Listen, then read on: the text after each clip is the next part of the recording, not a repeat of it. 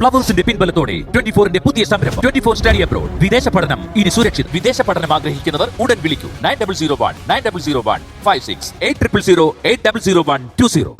നമ്മൾ അവരോട് ചെയ്ത തെറ്റ് എത്രയും പെട്ടെന്ന് തിരുത്തണം ത്യാഗരാജ.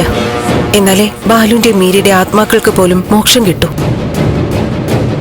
കമ്പനി വക സ്വത്തുക്കളും സമ്പത്തും സിദ്ധാർത്ഥന് വിട്ടുകൊടുക്കണം. എന്ത്? അതിനായിട്ടും കൂടി ഞാൻ പോകുന്നേ. വരുന്നെങ്കിൽ നീയും കൂടി വാ. ഈ കാര്യങ്ങളെല്ലാം ചന്ദ്രോത്തുകാരെ അറിയിച്ചോ? അറിയിച്ചു. പ്രഭയോട് ഞാൻ എല്ലാം പറഞ്ഞു. ഞങ്ങളിപ്പോ പണ്ടത്തെ പ്രഭാവതിയും ചന്ദ്രമതിയും പോലെ നല്ല കൂട്ടായിരിക്കുക. സ്നേഹത്തോടെ ഇരിക്കുമ്പോ മനസ്സിന് കിട്ടുന്ന സമാധാനം ഞാനിപ്പോ അനുഭവിച്ചറിയ. പക നമ്മളെ തന്നെ ഇല്ലാതാക്കും. ഞാനെന്ന് പോട്ടെ. ചേച്ചി,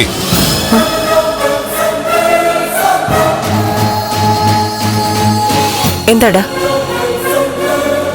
അല്ല, പ്രഭാവതിയോട് കാര്യങ്ങളൊക്കെ പറയുന്നതിന് മുമ്പ് എന്നോടും കൂടെ ഒന്ന് ആലോചിക്കാമായിരുന്നു. അത് ശരിയാ. പക്ഷേ നീ എതിർത്താലോന്ന് പേടിച്ച.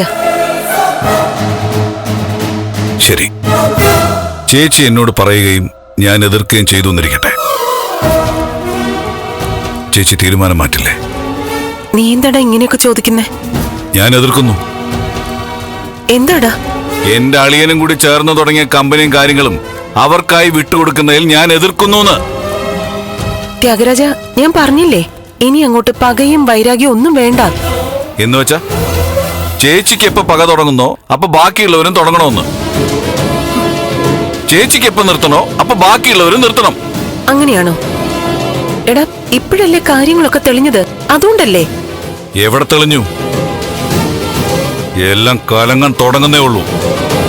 എന്നുവെച്ചാ കമ്പനി ചന്ദ്രോത്തുകാർക്ക് വിട്ടുകൊടുക്കാൻ പറ്റില്ല. ഓഹോ, ഇപ്പൊ അങ്ങനെയായോ? കമ്പനിയിൽ നിയമപരമായി എനിക്ക് അവകാശം. എന്ത് ചെയ്യണമെന്ന് ഞാൻ തീരുമാനിക്കും. അങ്ങനെ ഒറ്റയ്ക്കൊരു തീരുമാനം എടുക്കാൻ പറ്റില്ല ചേച്ചി.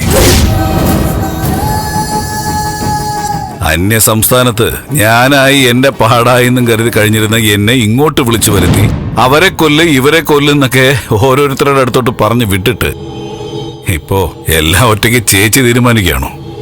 ഞാൻ നിന്നെ കൂടെ നിർത്തിയത് എന്റെ അനിയനായതുകൊണ്ടാ, സ്വന്തം ചോര ആയതുകൊണ്ടാ.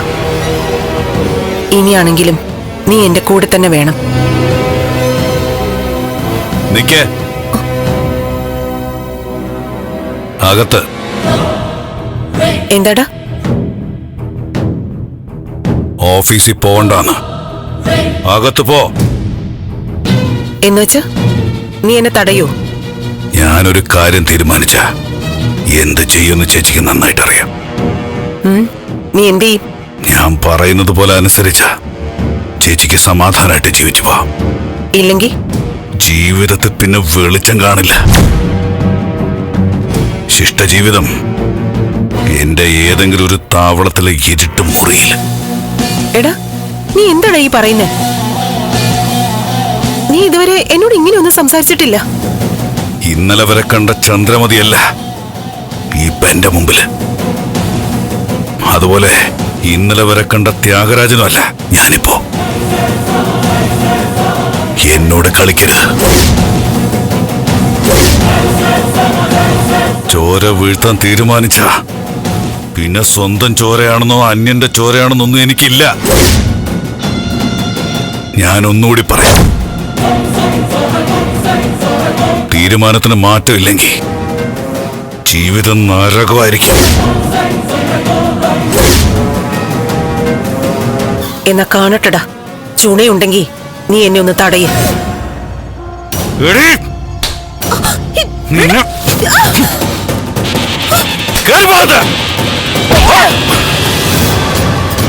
കളിക്കുന്നോ